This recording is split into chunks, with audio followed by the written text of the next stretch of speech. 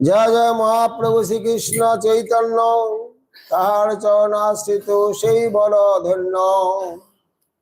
যারা মহাপ্রভুর চরণ আশ্রয় করেছেন তারাই ধন্য।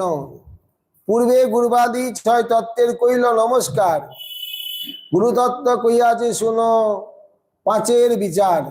পঞ্চতত্ত্বের বিচার করছেন এখন।